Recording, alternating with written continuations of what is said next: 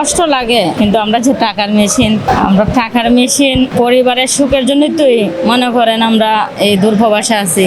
এই যে দেখেন, আমি আর 4-5 দিন পরে ঈদ, আমার মনেও কিন্তু অনেক আনন্দ আছে, আমার মনেও কিন্তু শখ আহ্লাদ আছে। সব কিছু মনে করেন মাটি চাপাই দিয়ে চলে আসছি। ওরা শখ আহ্লাদ সব কিছু দিয়ে আসলাম, নিজের শখরে মনে করেন মাটি চাপাই দিয়ে আসলাম। অনেক কষ্ট বুকে চাপা নিয়ে আবার দুর্ভবাসে চলে যাচ্ছি। ছেলে মেয়ে আল্লাহর মাল 3 জন, মা ভাই বাপ বাচ্চা সবাই কান্না করছে। যার 2টা দিন থেকে যা অনেক কষ্ট নিজেরও লাগছে, মানে ওদেরকে বুঝতে দেই নাই যে আমি কষ্টে আছি।